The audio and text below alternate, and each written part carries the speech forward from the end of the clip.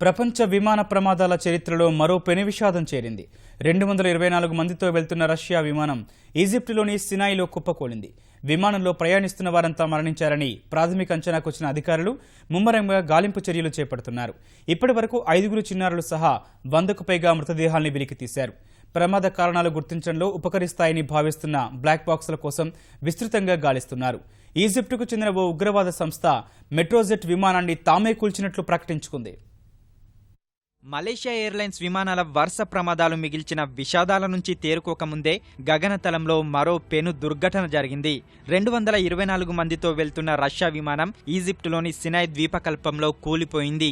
217 మంది ప్రయాణికులు, 7 సిబ్బందితో మెట్రోజెట్ సంస్థకు చెందిన ఎయిర్బస్ A321 విమానం KGL 9268 ఈజిప్టులో షామ్ అల్ షేఖ్లోని రెడ్ సీ రిసార్ట్ నుంచి రష్యాలోని సెయింట్ పీటర్స్బర్గ్ కు బయలుదేరింది.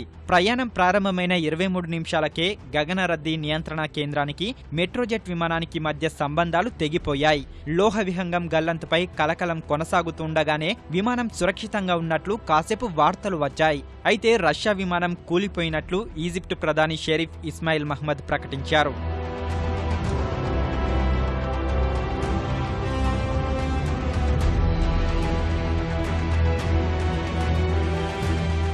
ఎయిర్బస్ A321 విమానం సినాయ్లోని పర్వత ప్రాంతంలో కూలినట్లు గుర్తించిన ఈజిప్టు అధికారులు తక్షణమే సహాయక చర్యలు చేపట్టారు.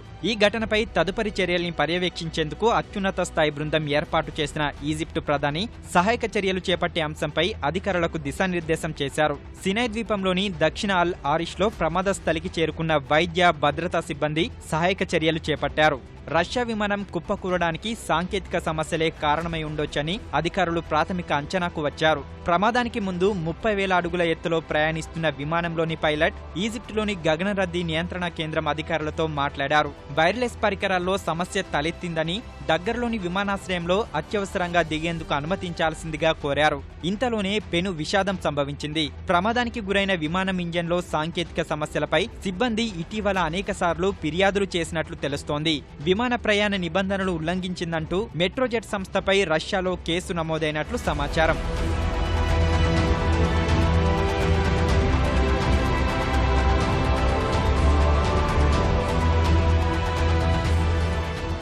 ఎయిర్బస్ A321 విమానం బ్లాక్ బాక్సుల్ని పరిశీలించి ప్రమాద కారణాలు గుర్తించేందుకు అధికారులు ప్రయత్నిస్తున్నారు.